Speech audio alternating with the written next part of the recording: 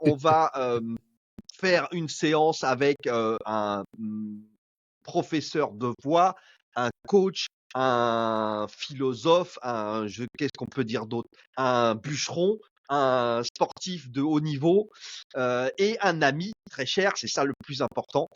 Donc Alexandre Damiani, vous avez vu que en fait, il a la même coupe que moi maintenant, donc c'est super. Alors aujourd'hui, on va faire quelque chose de très important parce que à tort, évidemment, beaucoup d'entre nous pensent que la voix, on a celle qu'on a et puis c'est tout. Et en fait, et puis c'est tout, pas du tout. Parce que la voix, c'est après l'ADN et après les empreintes digitales, c'est ce qui caractérise le plus l'être humain.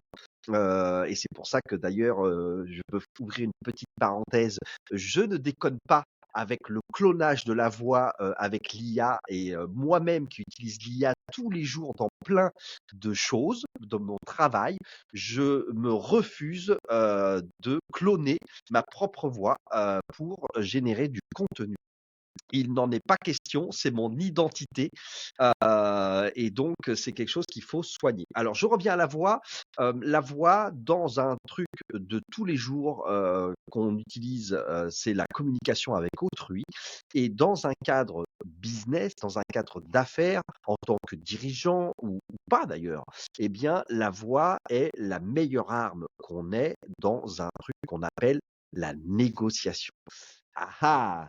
Heu, donc effectivement, que vous soyez amené à négocier tout et n'importe quoi, dans des relations personnelles, des relations professionnelles, une augmentation, un job, que soyez en train de faire un entretien de recrutement, en train de faire le vendeur, le commercial, c'est-à-dire de négocier une affaire commerciale, dans le B2B, business to business, et bien la voix est hyper importante parce que elle est, voire même plus importante que des arguments purement, techniques de votre offre ou de votre service.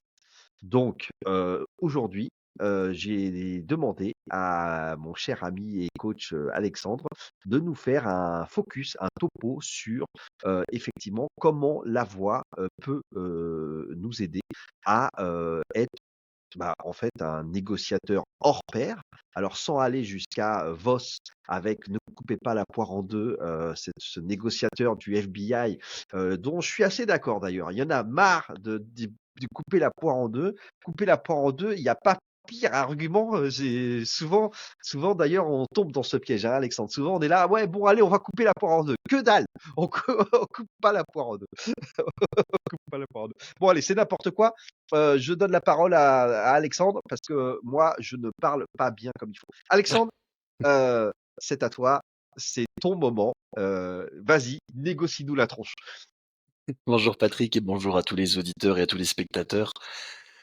Beaucoup de choses évoquées dans cette introduction qui sont très vraies.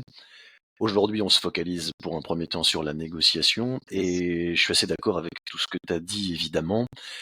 Il y a beaucoup de problématiques de forme dans toute communication, notamment dans la communication conflictuelle, ce qu'est Mmh. toujours une négociation. Oui. Donc les détails comptent. La forme a son importance puisqu'elle est censée faire remonter le fond à la surface, selon la très jolie phrase de Victor Hugo. Et effectivement, une des premières erreurs, c'est de couper la poire en deux. Le bouquin de Voss est bien connu sur ce que c'est qu'une négociation. Je passe mon temps à le dire. Les gens croient à tort, en toute bonne foi au début, avant de s'intéresser au sujet, de l'étudier, qu'une négociation, c'est une tentative de manipulation plus ou moins douce qui a réussi, c'est-à-dire qu'on a pu faire fonctionner à notre profit en espérant que ce soit pas trop au détriment de l'autre, si on a un peu de fibre morale, mais c'est très optionnel comme considération. Or ça, c'est pas une négociation. C'est pas une négociation qui échoue ou qui réussit. C'est une tentative de manipulation qui va au bout. Et ce ne sont pas des synonymes. Une négociation, ça doit être quelque chose de vertueux, où on part d'intérêts divergents au-delà d'un certain point, mais qui ont un tronc commun. Ils bifurquent à partir d'un tronc commun. Et tout le travail consiste à rester calme non attentatoire, à ne pas tomber dans l'émotionnel et à être pragmatique au sens noble du terme, c'est-à-dire à remonter à ce qui nous relie. Et en bout de course, quand vous n'avez non pas mis en avant des techniques qui fonctionnent pour essayer de donner le change, mais qu'il n'y a pas de change à donner parce que vous dites ce que vous avez à dire en étant qui vous êtes et en l'annonçant, il n'y a rien de plus puissant que la vérité en transparence qui n'est pas la naïveté. Et là, on a tout de suite la réponse. Où on a des choses à faire ensemble, mutuellement bénéfiques, le fameux win-win si galvaudé, mais qui ne veut pas rien dire au final, Mmh. et ou alors non. Et si c'est non, on se quitte sans haine et sans rancune. C'est simplement que nous sommes trop différents ou que nos intérêts objectifs divergent par la force des choses, même si nous aurions voulu faire des choses ensemble parce qu'on se sent bien humainement et qu'on se respecte professionnellement. Donc c'est beaucoup plus profond mais simple parce que c'est pas alambiqué et pervers comme on croit souvent. Et je développerai ça dans un futur live qui est d'ailleurs tenu grâce Mmh. au logiciel Go Video Live, Ouais, qui est monté par l'équipe de Patrick. Je le case en vive passant. Godé. Voilà, ce sera le 11 décembre et on en parlera. Et d'ailleurs, je pense que tu seras là. J'essaye de pas faire trop long pour cette intro sur la négo. Yes. Tout à fait. Alors, ce qui est important, c'est que, moi qui ai un long parcours de négociation, commerciale, j'ai appris au fil du temps quand même que, si on met de côté la voix, mais on regarde l'aspect purement technique d'une négociation, ce qu'on peut dire quand même, c'est que quand, l'une des parties n'est pas, satisfaite ou se fait imposer la négociation partira en cagade inévitablement toujours. C'est-à-dire que si vous baissez les bras, comme on dit, c'est-à-dire que vous baissez la garde, vous dites bon, ok, allez, on y va, on fait comme ça, ce n'est pas une négociation réussie. La négociation est un acte qui va vers la paix. C'est un acte diplomatique. Et pour faire la paix, il faut être deux à vouloir faire la paix. Il suffit que l'un des deux ne veuille pas la paix pour qu'il y ait la guerre.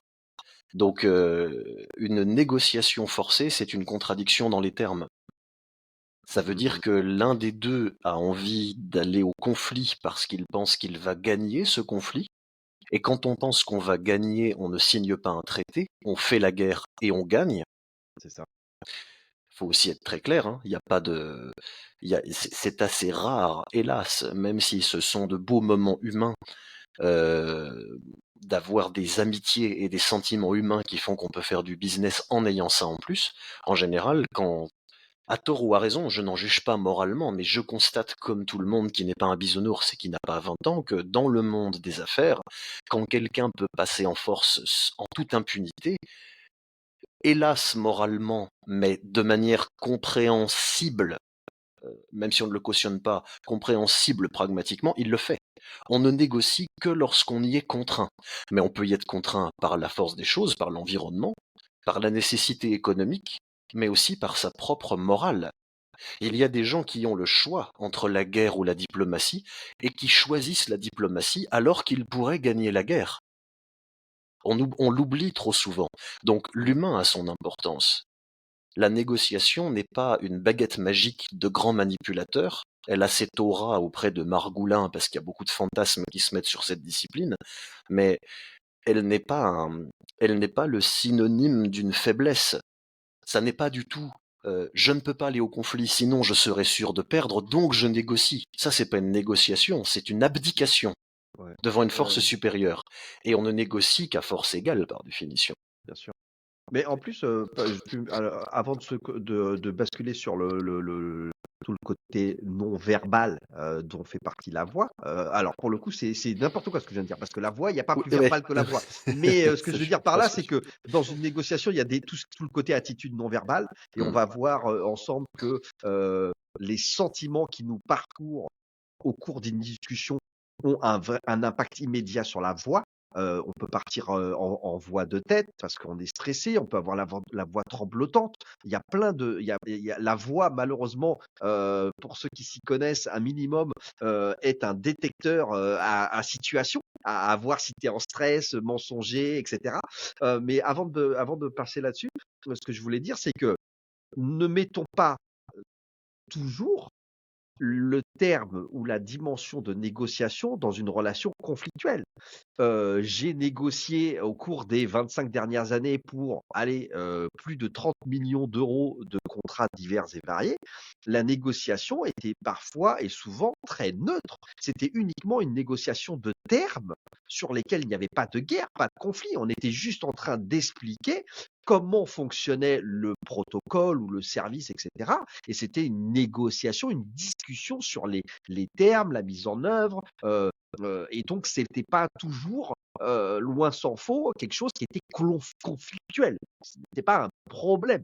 C'était une négociation normale, plus ou moins technique, parce que c'était des sujets complexes qui nécessitaient de s'accorder ou pas, ou en tout cas de négocier effectivement un aménagement de certains termes du contrat.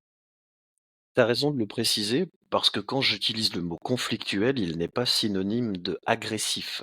Mmh mh. C'est-à-dire que toute négociation est conflictuelle, par nature, dans ce sens bien compris, parce que s'il n'y avait aucun conflit, ça se ferait tout seul, donc il n'y aurait pas besoin de négocier quoi que ce soit. En revanche, tu as raison, une négociation est trop souvent confondue avec une, tentative de jouer sur les prix. Une négociation, on a tendance à croire que c'est l'acheteur qui veut tirer le prix vers le bas et le vendeur qui veut tirer le prix vers le haut. Alors, ça peut se résumer à ça, si ça devient le caractère principal ou si, de manière un peu vulgaire, on rate tout ce qui rend cette discipline noble et qu'on la réduit à un espèce de jeu de marchand de tapis où l'un veut trop et l'autre pas et l'autre moins et on va essayer de se retrouver au milieu. Donc en fait, on aurait pu gagner du Ouais, temps, ouais, en allant directement au milieu au début. ouais. Mais une négociation n'est pas un marchandage. Un marchandage, c'est uniquement sur le prix et en essayant d'avoir à son profit, de tirer la couverture à soi, donc toujours au détriment de l'autre.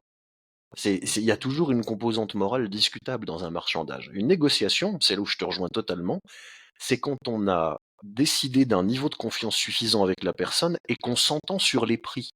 La négociation commence après. Et là, les gens vont me dire, mais si on s'entend sur les prix et qu'on se sent bien, qu'est-ce qu'on va négocier?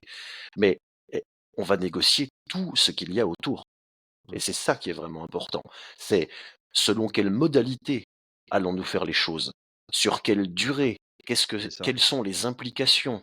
Est-ce qu'on va se faire bénéficier de nos réseaux mutuels? Est-ce qu'on va ouvrir des perspectives sur d'autres services, d'autres produits, d'autres partenariats à long terme? Se présenter des gens, se faire participer à des événements, réfléchir à des synergies interentreprises et non pas seulement rester sur la transaction du moment coupée du reste qui nous occupe. C'est ça que les gens ne comprennent pas la plupart du temps et c'est pas leur faute, ça s'étudie, c'est une discipline. C'est très contre-intuitif. La Oui. négociation commence après et au-delà de la transaction, alors on la réduit souvent à la transaction en la confondant avec elle, en se disant négocier, c'est négocier le salaire, le prix. Et négocier, c'est tout ce qu'il y a derrière ça. Mmh. Alors qu'évidemment, c'est ça souvent le truc principal, c'est combien on va gagner, combien on va payer, évidemment. Oui. Ce que je trouve difficile, Alexandre, c'est que, en fait, on a le sentiment, que la négociation, est quelque chose, qui est figé ou en tout cas normé dans sa, stature temporelle. C'est-à-dire qu'en gros, on va négocier, c'est maintenant et puis après c'est fini, il y a plus de négociation. Alors que pas du tout. En fait, la négociation, elle est permanente. Cet état de discussion, d'échange, même quand tu t'es mis d'accord sur une réunion de négociation, derrière, il va falloir, dans le B2B, encore une fois, établir le contrat et souvent, eh bien, à nouveau, alors qu'on a fait une réunion de négociation au préalable, eh ben, la négociation va continuer et va s'étirer en longueur et dans tous les actes de communication, finalement. Absolument. En réalité, on pourrait même dire que dans la communication humaine, qui n'est pas la communication intime avec des êtres aimés, mais la communication humaine dans le monde du travail, dans le monde du business, dans le monde de l'argent. La communication dans ce monde-là est un état de négociation permanent, donc c'est l'état naturel Et j'ai envie d'amener le principe d'homéostasie dans la discussion, comme pour le corps. Dans ton corps, j'utilise souvent dans mes cours cet exemple, ta température corporelle, ta pression sanguine, tes battements cardiaques, ton taux de je ne sais quelle hormone ne font que de micro-ajuster, micro-bouger en permanence pour garder une constante viable et fonctionnelle qui est 12,8 de tension, 70 battements minutes, 37,2 de température. Ah, c'est Mais ça la tension? Parce que moi, je crois que je suis à 17. ça, j'espère pas pour toi. Mais 12,8, c'est mieux. Mais tu vois, il y a ce principe et même quelque part philosophique. C'est le fameux premier moteur immobile qu'on retrouve même chez Aristote. C'est pour que les choses soient non pas immobiles mais stables et en apparence statiques, il faut qu'il y ait mouvement perpétuel autogénéré. Mmh. Et donc, en réalité, compris comme ça, et aurais-je tendance à dire bien compris, la négociation est l'état naturel de l'automouvement perpétuel dans la tentative de créer des richesses et des ressources, de communiquer, de convaincre, de séduire, d'intimider, de fédérer, de plaire, de faire tout ce qu'on doit faire pour faire exister ce qu'on est et ce qu'on fait.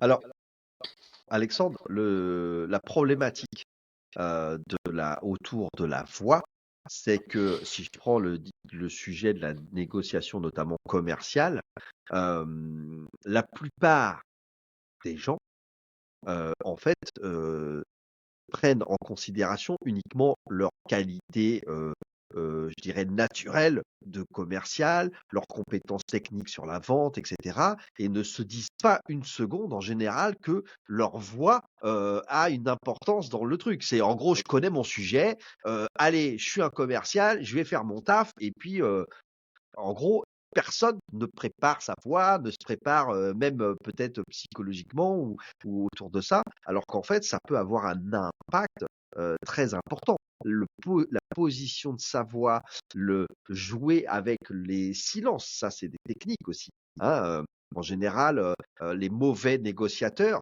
cherchent à occuper le silence, alors qu'en fait, le silence à lui tout seul est un acte de négociation.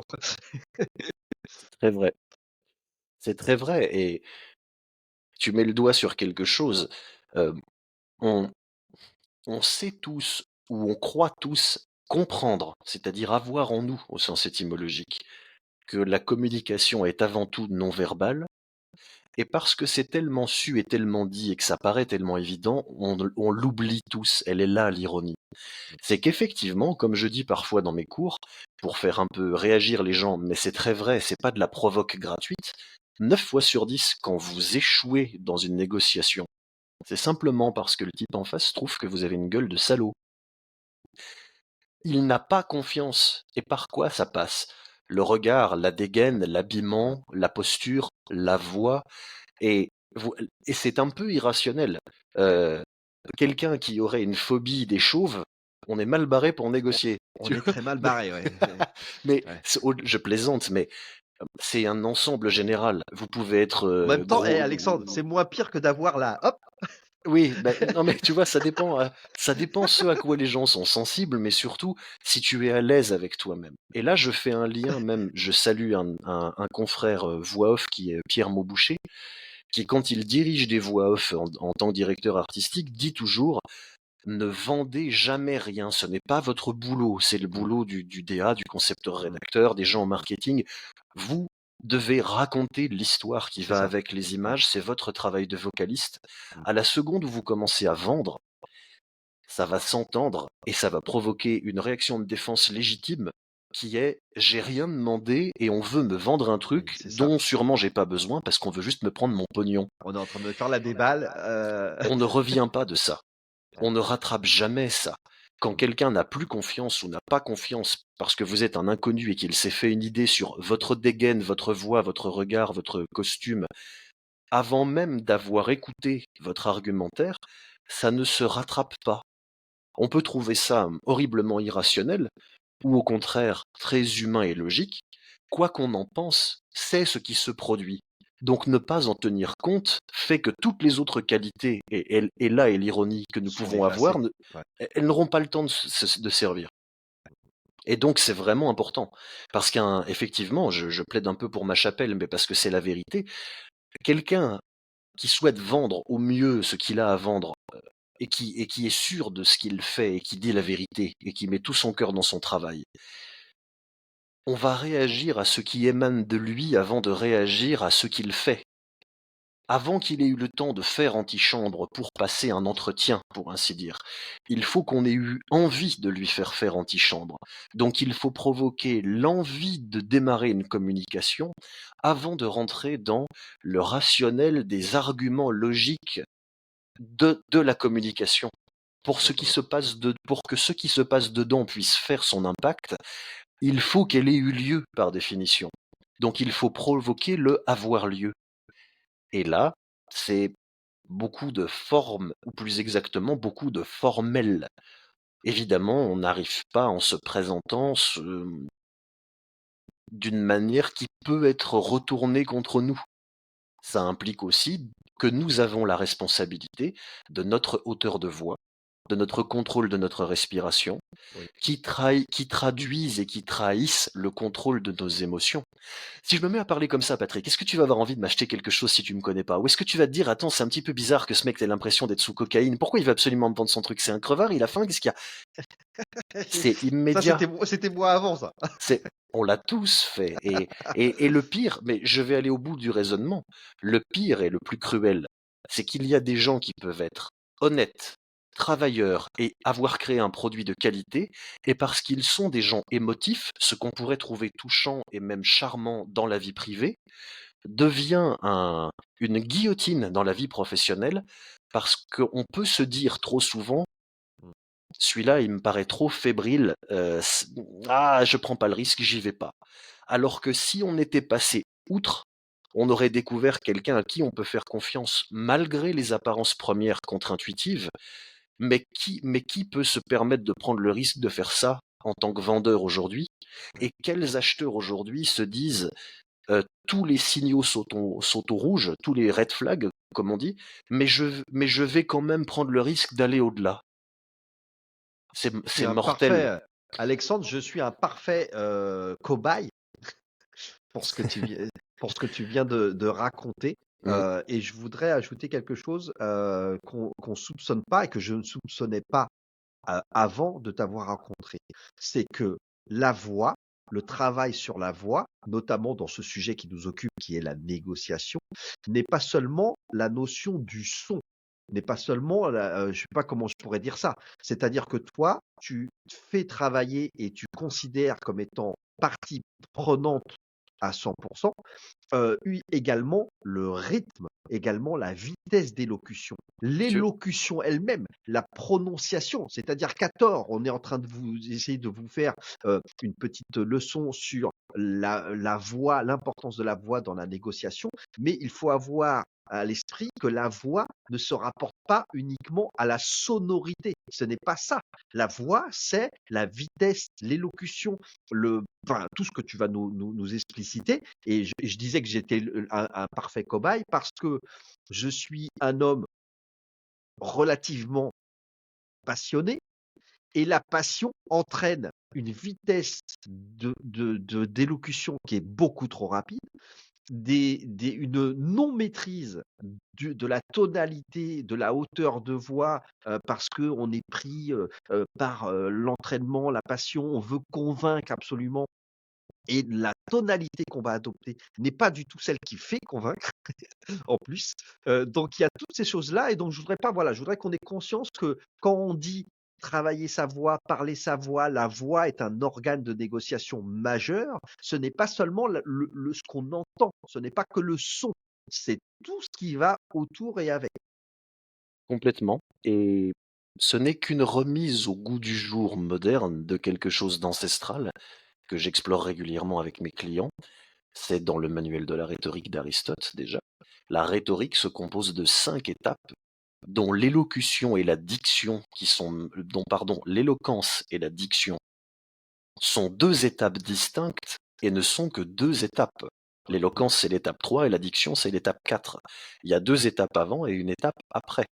Donc, c'est un univers où tout compte, la le physique dans la formation, l'articulation, les bruits de bouche et le ton de voix, mais évidemment en amont, la qualité des arguments choisis et leur disposition argumentaire et en aval, la capacité de mémorisation et l'extrait sec résiduel de ce qu'on a dit qui, s'il est nul, ne sert à rien.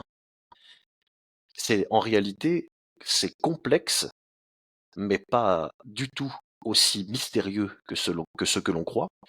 C'est ancestral et c'est théorisé et expliqué, et toute l'erreur aujourd'hui consiste à ne pas prendre au sérieux la rhétorique comme un art et comme une science. Alors que, je le rappelle souvent, dans les 6 arts majeurs de l'Antiquité, qui ont donné les 6 muses avant que dans l'époque moderne on dise le 7e art pour le cinéma, il y en a au moins 2, Calliope et Polymnie, Et, et on peut argumenter qu'il y en a même une troisième, donc entre un tiers et la moitié des muses dont les arts sont sur l'art oratoire, que ce soit théâtral ou poétique ou, ou simplement, entre guillemets, la parole pour la parole. Donc ce n'est pas un emballage optionnel, la forme vocale et verbale, c'est au cœur civilisationnel de ce qui a créé ce que nous sommes. Et je reviens toujours sur cette formulation qu'a eu un jour un de mes clients experts comptables.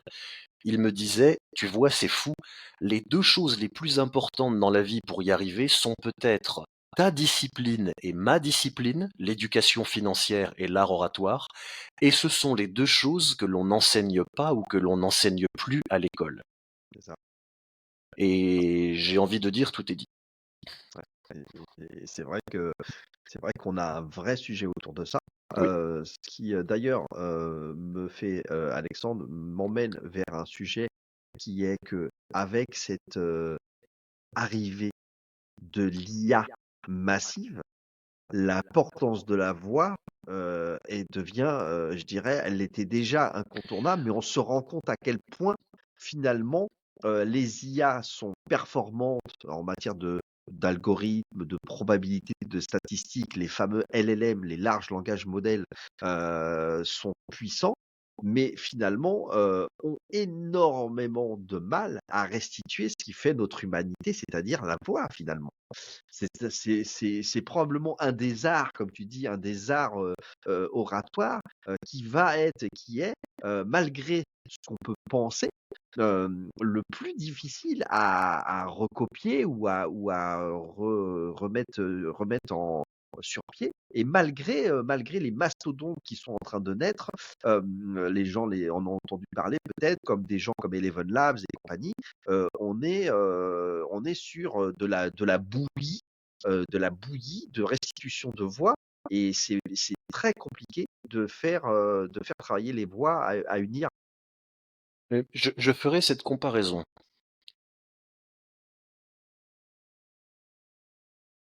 Cela fait 1000 ans que on parle de manière mystique de transformer le plomb en or. Pourquoi on dit le plomb en or et pourquoi pas, par exemple, le cuivre en diamant? Parce que le plomb et l'or, dans la classification des éléments de Mendeleïev, sont sur la même colonne à une ligne d'écart. Ou je dis peut-être une bêtise, c'est peut-être à une ligne avec une colonne d'écart. Enfin, c'est juste à côté. C'est-à-dire que théoriquement, que ceux qui ont des souvenirs de leurs cours de chimie plus récents que les miens me contredisent ou me confirment, ça veut dire que nous sommes à un proton ou un neutron d'écart que le plomb et l'or soient le même corps chimique. Donc tous les alchimistes cherchent à transformer le plomb en or. Et on comprend pourquoi, avec la valeur de l'or qui n'est pas la valeur du plomb dans le monde du marché. Eh bien, vouloir faire comme une voix humaine grâce à une technologie qui arrive à se rapprocher à un neutron ou à un proton près de l'or, métaphoriquement, c'est ça, les IA qui font de la voix.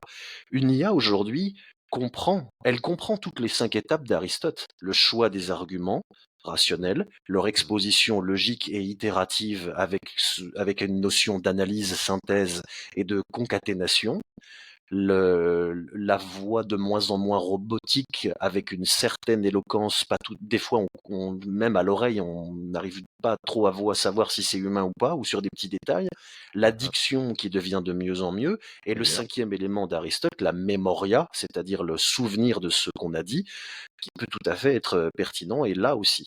Alors Mmh. pourquoi ça ne marche pas? Pourquoi le plomb reste du plomb et ne devient pas de l'or?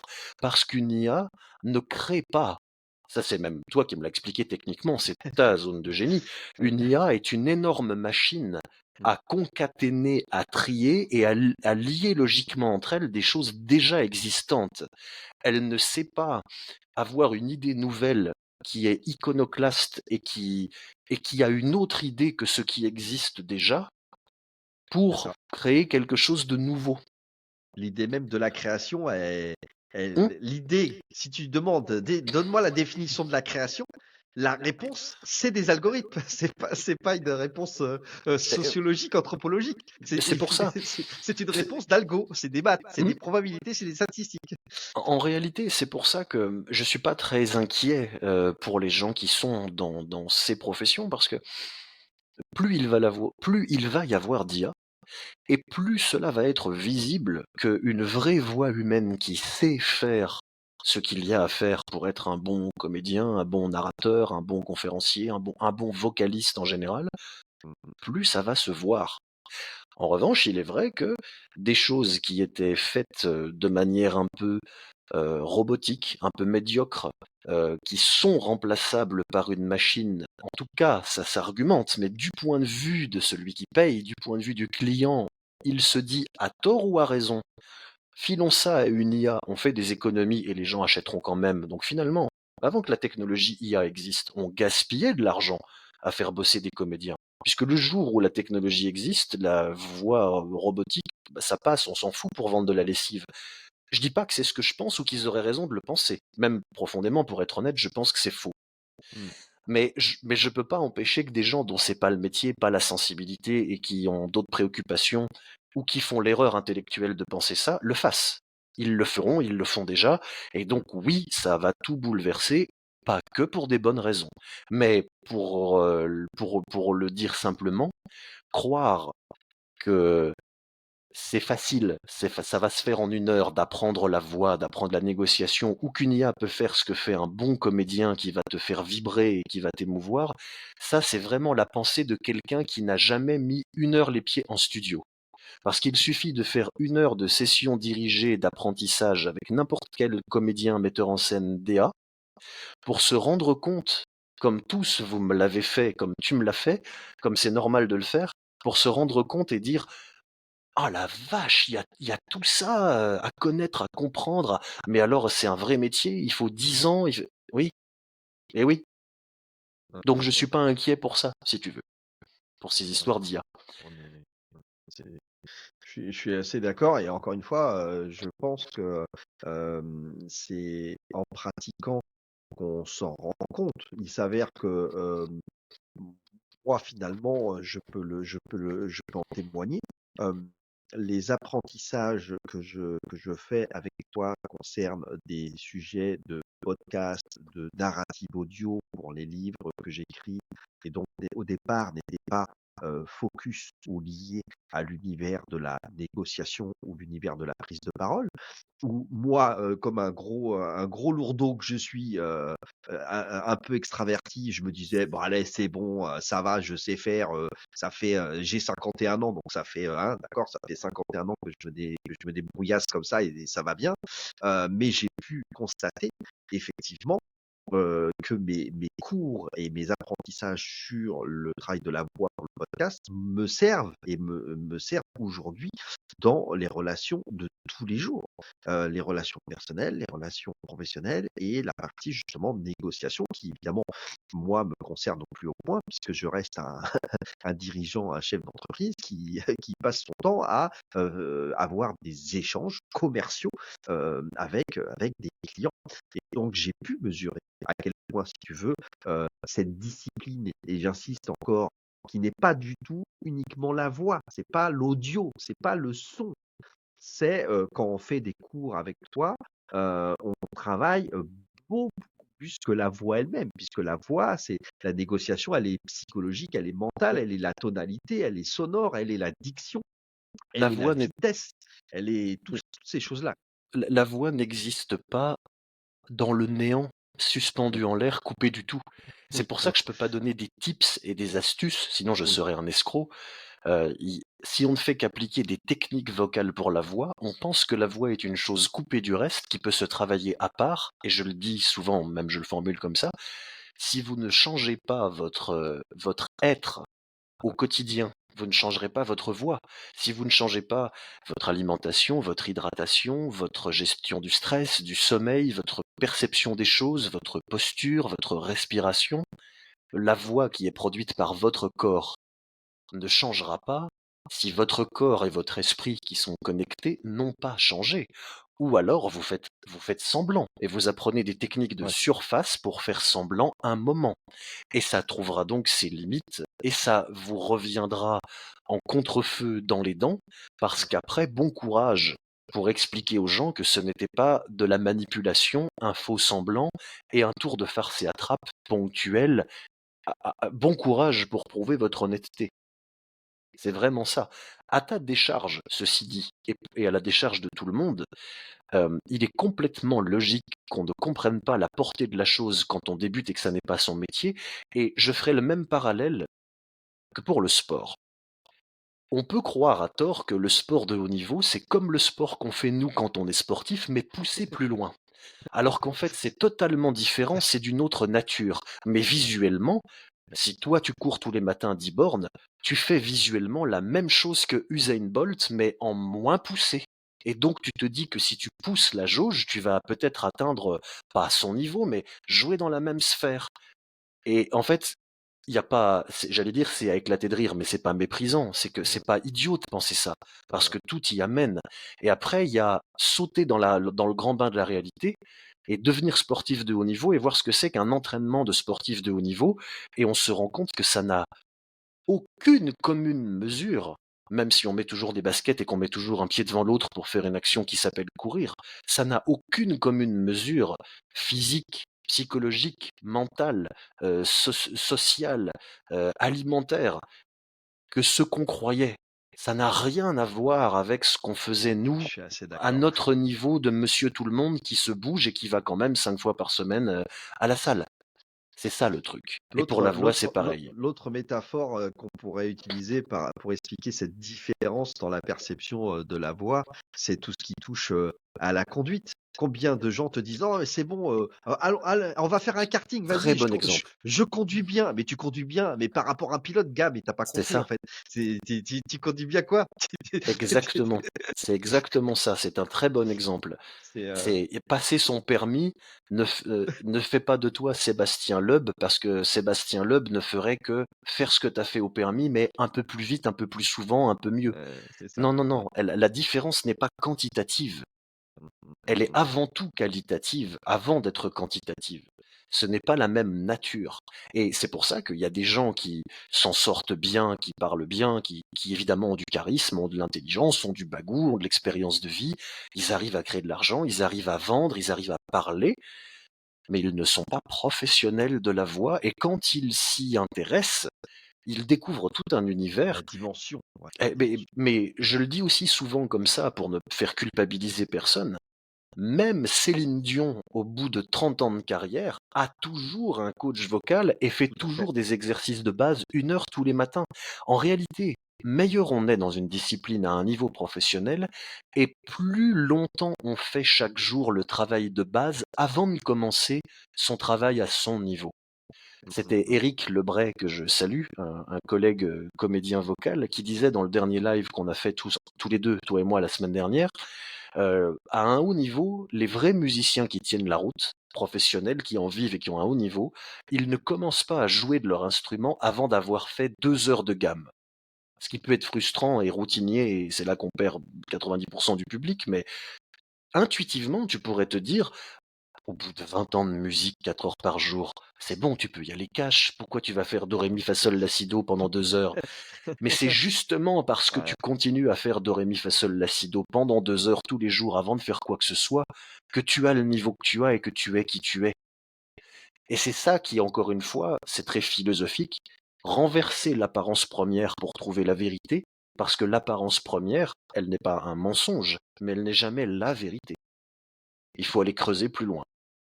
Et orateur, c'est un métier, comédien vocaliste, c'est un métier, commercial, c'est un métier, et ce sont plein de métiers différents, sinon ce serait comme de dire, t'es musicien, tu peux faire l'orchestre à toi tout seul. Attends, de quoi tu me parles? T'es batteur de jazz, clarinettiste, tu viens de commencer le violon, tu chantes sous ta douche ou t'es Pavarotti, t'es chef d'orchestre, t'as fait musique classique, musique africaine polyphonique à 15 temps, de quoi tu me parles?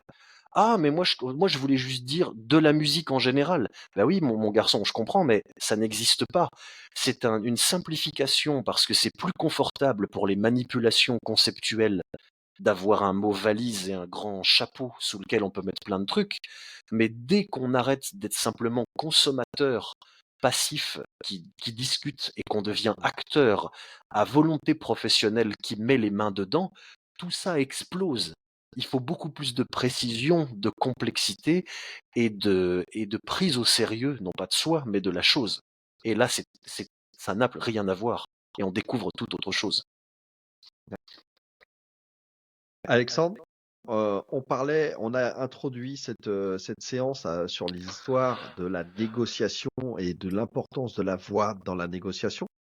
C'est quelque chose que tu délivres en formation, en coaching, mais également à travers une conférence que tu donnes à qui mieux mieux, et notamment à destination des professionnels, des entreprises. Est-ce que tu pourrais peut-être nous faire un focus ou une explication parce que c'est pas pareil évidemment, dans un contexte de travailler sa voix pour de la négociation ou dans une conférence, c'est pas la même chose que quand on fait des cours de voix et de formation individuelle. Donc, est-ce que tu peux nous raconter cette histoire de conférence? Qu'est-ce que tu délivres dans cette conférence? Et puis, quel est l'objectif que tu cherches à faire atteindre aux clients, entreprises, qui pourraient te faire venir sur cette conférence sur la maîtrise de la voix, notamment pour la négociation? Alors, c'est évidemment complexe parce que je travaille à la demande, donc selon l'entreprise qui me fait venir, on ne traite pas le même sujet. Le socle commun étant toujours la voix, la communication, l'oralité, le C'est ça. verbal.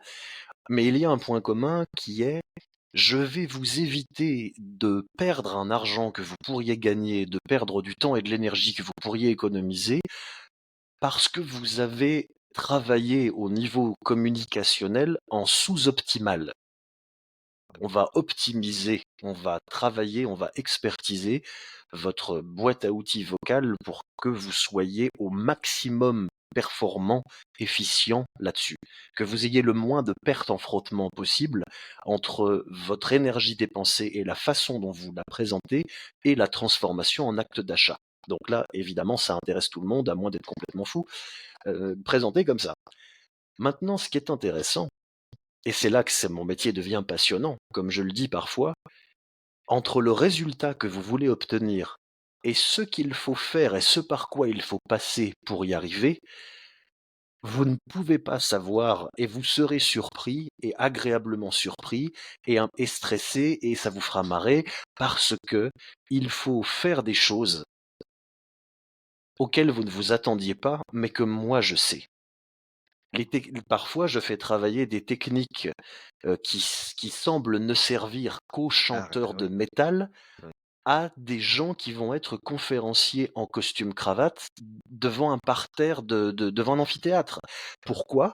Parce que quand on rentre dans le technique, le sonique, le musical, le vocal précis, je vais leur expliquer et on va le travailler ensemble et ils vont en faire l'expérience corporelle et psychologique en le faisant, qu'il y a des façons de faire dont le résultat nous fait penser à un domaine particulier. Par exemple, crier, ça fait penser à des musiques amplifiées qui sont pas forcément de notre goût, parce qu'on peut-être on aime la musique classique et pas du tout ce genre de musique. Mmh. Mais il n'y a que par cette façon de faire, ou en tout cas c'est cette façon de faire qui est la plus efficace pour développer, par exemple, une voix qui porte. Et D'accord. la voix qui porte, là vous en avez besoin en tant que professeur d'université dans Ah votre oui. amphithéâtre. Mais Si vous étiez parti de la fin, c'est-à-dire votre réalité, vous auriez cherché, auprès de professeurs de théâtre ayant l'habitude des amphis, une façon acoustique de parler comme un prof en portant la voix de plus en plus. Vous n'auriez pas eu l'idée d'aller travailler en soufflant dans des pailles, ou en criant en imitant des cris d'animaux, ou en faisant du chant yodel. Exemples qui ne sont pas choisis au hasard, c'est toutes des choses que je fais travailler aux Ouais, conférenciers parce que ouais. vous allez parler dans tel type d'acoustique, alors il faut faire ça plutôt que ça. Là, ça devient précis, ça devient mon métier, ça s'improvise rarement et ça devient passionnant.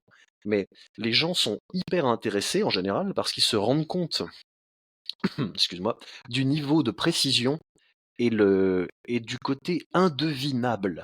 C'est-à-dire, Mmh. à chaque fois, ils me disent: «Ah ouais, j'aurais jamais pensé J'avais qu'il pas fallait pensé, ouais, en passer par là, mais ça marche ton truc». Il dit: «Ben oui, ça marche mon truc, parce que c'est pas mon truc, j'ai rien inventé, c'est simplement que c'est comme ça que ça fonctionne, comme n'importe quel domaine qu'il faut découvrir et c'est plus complexe et passionnant que ce qu'on peut imaginer».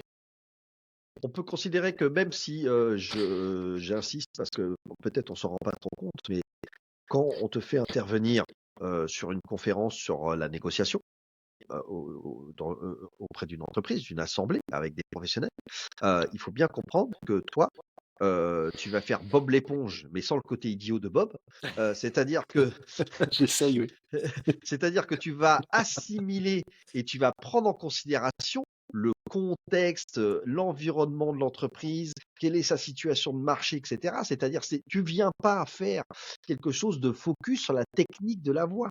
Tu vas vraiment, construire une conférence qui parce qu'ils sont dans, tel secteur d'activité, tel univers, avec tel type de clientèle, et Absolument. d'environnement de marché, toi, tu vas faire une conférence sur mesure pour que les négociateurs, les équipes de vente notamment, sachent, en fait, encore une fois, tirer parti de leur organe vocal dans une dimension, multidimensionnelle. C'est pas encore une fois une histoire de son ou de sonorité. Ça va être cet ensemble, que toi tu vas prendre en considération pour faire vraiment un apprentissage. La conférence dure en moyenne quoi? 1 heure et demie, 2 heures? C'est combien de temps la conférence? Ça peut aller de 1 heure à 8 heures si on veut. On me le demande D'accord. moins souvent, mais ça je peux très bien faire ça, je sais Mmh, faire. ça peut être une conférence atelier, c'est-à-dire que C'est toujours une conférence atelier. tu peux organiser ça en Oui, voilà, effectivement. OK. c'est toujours remodelé, personnalisé en fonction du client et de la demande. Et là où tu as tout à fait raison, c'est que le côté, sonore, sonique de la chose, les techniques de voix, ça vient tout à la fin. Oui, c'est ça. Sinon, c'est générique et mensonger. Et je vais prendre un exemple, ça me permettra de faire un peu de pub pour des gens qui ont eu, pardon, la gentillesse de me faire travailler dernièrement. Récemment, il y a un mois, en octobre 2025, j'ai donné une conférence pour l'Ordre des experts comptables de Paris pour la journée des jeunes inscrits. Alors jeunes inscrits, ça ne veut pas dire qu'il y a que des jeunes gens, ça veut dire qu'ils sont Oui, depuis moins de 3 ans inscrits à ouais, l'Ordre des experts comptables. Et donc ils se demandent comment, en vendant mieux, pour convertir les prospects, trouver leurs premiers clients parce qu'ils viennent de monter leur cabinet d'experts comptables. bah, oui. Donc un marché ultra Mmh. concurrentiel, il y a Mmh beaucoup de mh, mmh. gens, Mmh. on va vers les vieux de la vieille, les non connus. Comment on fait pour pratiquer les bons tarifs et pas se vendre au rabais? Toutes des questions légitimes que tout le monde se pose. Bien sûr. Et donc le premier truc que j'ai fait, c'est visible dans la conférence dont il y a des extraits sur le site, sur legovoce.com. Le premier truc que je leur ai demandé, c'est: «Vous dites-moi, qu'est-ce que vous pensez que les gens utilisent comme mot pour vous qualifier sans vous connaître?» Et là, il y a un mot qui est sorti: Mmh. «Chiant». Et donc on a tous rigolé parce que je dis: «Vous voyez, Ouais. vous êtes conscient en tant qu'expert comptable, Mmh. en tout cas vous le croyez à tort ou à raison, mais vous êtes persuadé, donc vous avez des raisons de le penser, que les gens qui ne sont pas experts comptables pensent qu'un expert comptable, c'est chiant. C'est le premier mot qui vous vient et vous pensez que c'est le premier mot qui leur vient. Donc vous comprenez bien une chose, mon travail, si je ne suis pas un escroc, c'est de commencer par ça. Parce que si je vous donne des techniques vocales et des astuces de baratin, de vendeur, ça va vous servir à quoi? Alors que la personne à qui vous vous adressez part du principe que vous êtes chiant et le Chiant. deuxième mot c'était cher. D'accord. Ah, c'est Comment intéressant. donc si Mmh. on ne traite pas ça, Si on ne fait pas changer cette image dans la tête du prospect, vous pouvez utiliser toutes les techniques que vous voulez, ça n'aura pas le temps d'avoir un impact. Je pourrais vous dire de la même manière, vous pouvez bien arriver en tongs et en jogging plutôt qu'en costume sur mesure d'un grand tailleur italien. Qu'est-ce que ça va changer? Ouais, À moins que le client soit un imbécile, parce très qu'il se intéressant. fait avoir par votre costume et votre sourire Colgate, alors qu'il pense par devers lui en amont que vous êtes de toute façon cher, chiant, les mots qui suivent vont pas être très laudatifs non plus, ça va sûrement être pas honnête, trop cher, etc. Enfin, Mmh. donc c'est ça qu'il faut traiter en amont. Et Ouais, alors là, tout le monde fait: «Ah d'accord, ça va pas juste être une conférence, ouais, un peu qui soit du pipeau et du vent sur, il faut faire des exercices de voix ouais, pour faire du média training comme un mmh, homme politique». mmh, Et non, mmh. ça va bien au-delà parce que sinon, là, ça devient effectivement du pipeau et de l'escroquerie parce qu'on a dit une chose vraie en restant à la surface, donc ça devient faux. Oui, puis, Alexandre, finalement, ce qu'on peut dire, c'est que la voix exprime, permet d'exprimer, en fait, notre âme, Mmh. notre cœur, nos pensées et cetera et donc finalement, tu te retrouves à être, sur une discipline qui est, la conjonction ou au carrefour des de plein d'autres disciplines, des neurosciences même, de Oui, tu vois? De tout un tas de matières qui vont sortir à travers la voix. Mais c'est pas encore une fois, c'est vraiment pas du tout l'aspect sonique de la prononciation qui est le sujet, en fait. c'est la partie, comme on dit, émergée de Et l'iceberg, l'aspect uniquement sonique, l'aspect acoustique. Et même Démosthène, heu, créateur, on peut dire, de l'art oratoire, formalisateur de l'art oratoire, donc c'est te dire si ça remonte pas à hier matin, le disait comme ça: «La voix, c'est la sublime synthèse».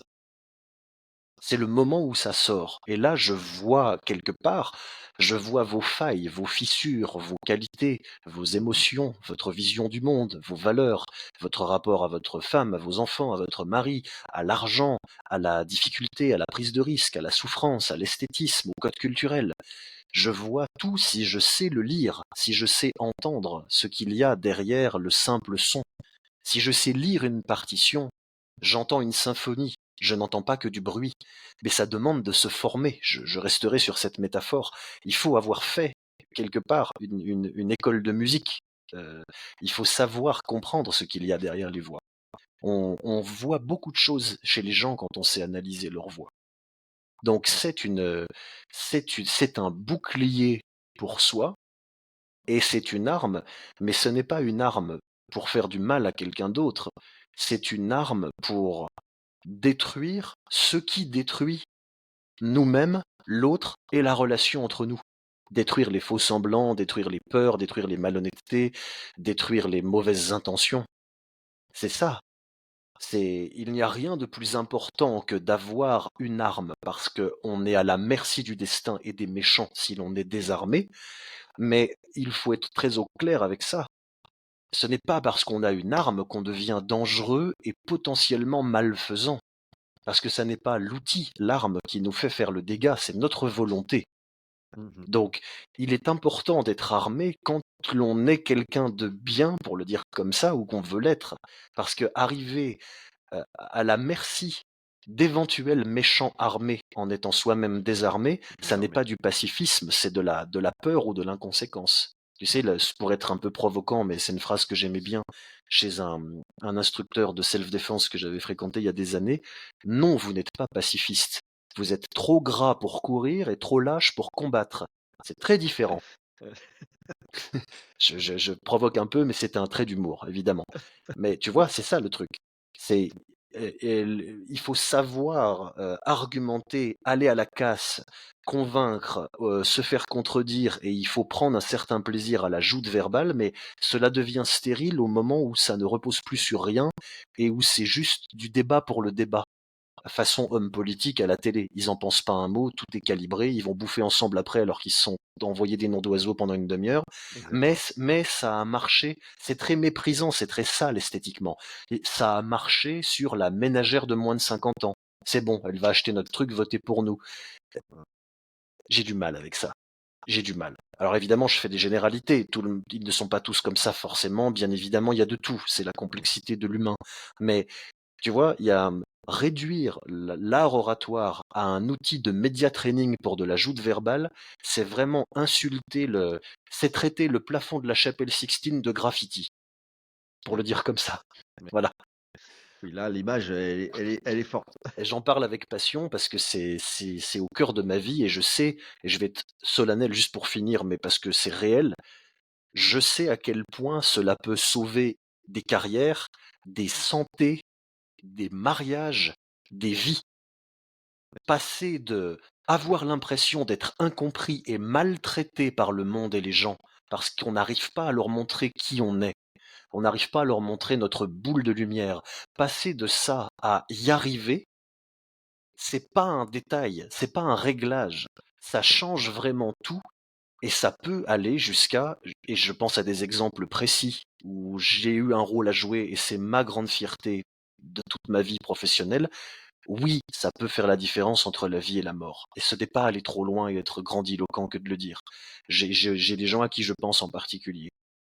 Il y a des gens qui sont toujours là parce qu'ils ont trouvé une façon que le monde les voit et les entende, et sans ça, ils étaient au bord du gouffre et ils allaient tomber Mmh. concrètement. Je parle vraiment de questions de vie ou de mort. Donc voilà, c'est un peu choquant ce que je dis, mais je fais exprès que les gens prennent conscience de ça.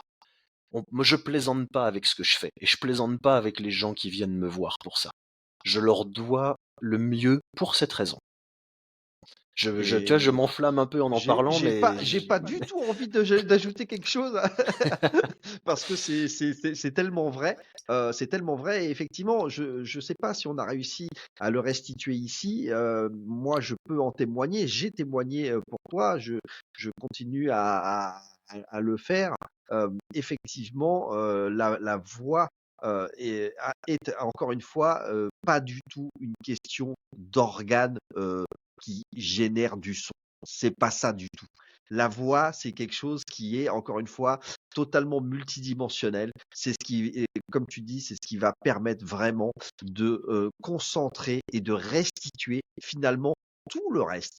Les absolument. pensées, l'âme, le cœur, la volonté, le courage, peu importe, toutes ces choses-là sortent à travers la voix et c'est donc pour ça que c'est la meilleure, effectivement, arme, tu as utilisé ce mot-là et on peut le réutiliser, une arme, face tout simplement, aux choses de la vie et donc évidemment dans la négociation qui encore une fois n'est pas toujours conflictuelle, la négociation neutre, tout court, eh bien, c'est la voix qui est le support, qui est le médium, le plus, adapté en fait à atteindre, vos objectifs et à vous permettre d'avancer, dans voilà, dans la vie.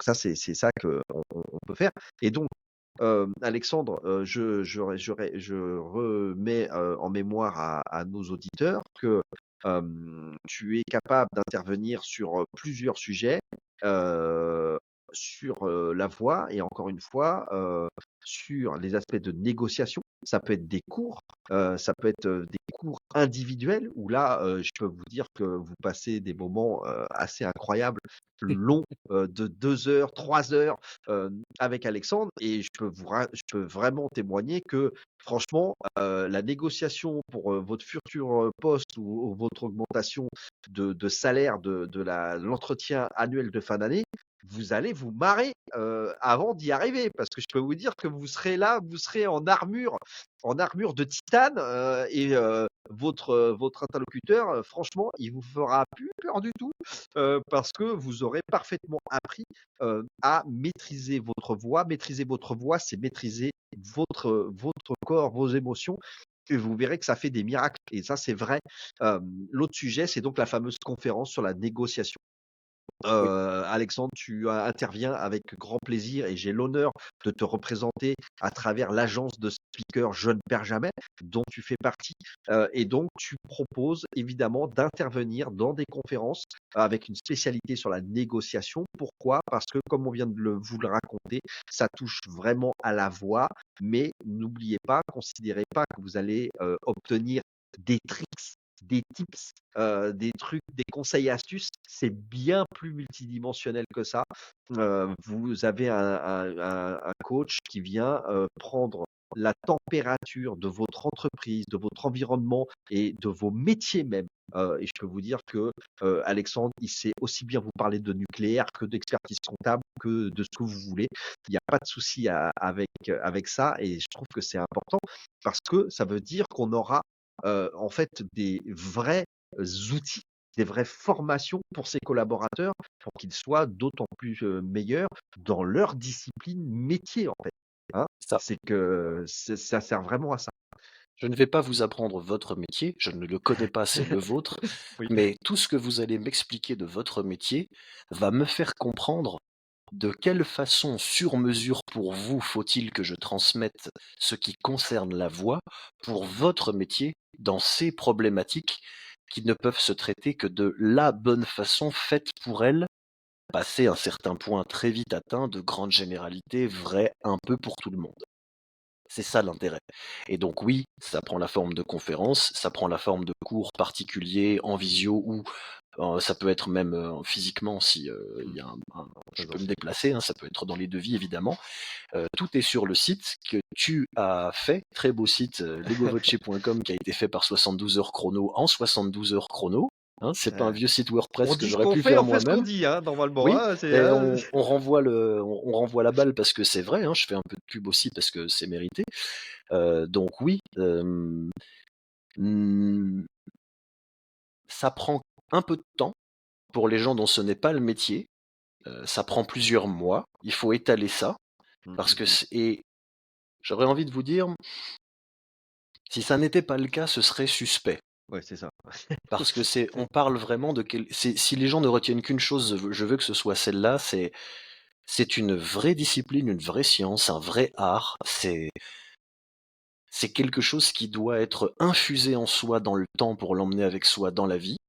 Et après, c'est pas pour fidéliser la clientèle, c'est que pour moi, un client avec qui j'ai bien bossé, c'est un client qui n'a plus besoin de moi. Ou en tout cas, plus pour la même chose. Mmh mh. En revanche, si quelqu'un arrive en me disant, je ne sais pas vendre et demain je veux vendre, si je lui dis, pas de problème, achète ma super formation qui dure 2 semaines pour, ouais, non, je fais pas ça. Je dis, voilà, alors, on va se voir, on va se parler, je vais évaluer. Il va vous falloir, pour démarrer 1 mois, 2 mois, 3 mois, après peut-être plus, 6 mois, 1 an. Donc et à la fin, on y arrive. Et j'ai tous mes témoignages clients en vidéo pris à chaud en séance exprès, qui sont pas des trucs trafiqués ou des IA qui viennent dire: «Ah, 5 étoiles, super». Je fais exprès de le montrer parce que c'est ma force. Je fais ce que je dis ce que je fais. Ça ne convient pas à tout le monde forcément, mais au moins vous savez à quoi vous attendre. Donc je ne vais pas vous vendre que c'est un truc comme ça où vous prenez une fois une séance 2 heures quand le cœur vous en dit, puis une fois là parce que j'ai le temps, puis après je reviens dans 3 mois et entre temps j'ai pas bossé. Si vous faites ça, vous allez perdre votre pognon. Ne venez pas. Ne venez pas. Je ne veux pas gagner de l'argent, heu, pour des gens à qui ça ne servira pas. En revanche, si vous êtes motivé vraiment et que vous prenez la conscience de l'impact que tout ça a dans votre vie et que vous êtes prêt à investir dans la découverte d'une nouvelle discipline, comme si vous alliez pour la première fois apprendre le piano, le foot, la peinture sur soie ou le pilotage de F1, venez, il y a des tarifs, il y a différents tarifs, différents devis, différentes durées. Je personnalise, pour les gens en fonction de leur situation. Tout est sur le site. Ce sera avec grand plaisir et j'interviens aussi bien comme professeur d'art oratoire ou de chant pour le doublage, pour le métal, pour tout ce que vous voulez ou pour faire moi-même des conférences dans les entreprises, ou dans le cadre privé. Et les cours de négociation individuelles ou les conférences sur la négociation font partie d'un de mes volets de spécialité. Donc c'est l'art oratoire en général avec toutes ses applications, du chant jusqu'à la négo salariale, voilà, du théâtre jusqu'à l'industrie, parce que la voix est partout. Je me tais parce que c'est beau. T'as fini, C'était, chères auditrices, et auditeurs, comment on dit? Téléspectateurs puisque c'est de la vidéo, spectateur, hein? Spectateurs. Eh bien, c'était, le célèbre Alexandre Damiani de célèbre. Lego Voce, donc voilà, vous avez la crème de la crème de la crème de tout ce qui touche à la voix, je peux vous le garantir. Voilà, on a passé un bon bon moment avec vous. En tout cas, j'espère que vous aussi. Heu, je vous dis à bientôt sur les réseaux, bien qu'on soit de plus en plus rares, mais en tout cas, c'était Alexandre Damiani, Lego Voce. On a parlé de négociation, de la voix évidemment, de l'importance de la voix dans tout le registre de votre vie finalement. Et donc n'hésitez pas, je mettrai les informations, toutes les notes, de l'épisode avec, les informations pour pouvoir contacter Alexandre. Merci beaucoup Alexandre, c'était un plaisir C'est renouvelé. moi. Je te dis à très bientôt, et puis, rendez-vous au prochain épisode. Bye bye à tous. Ciao Patrick, merci beaucoup.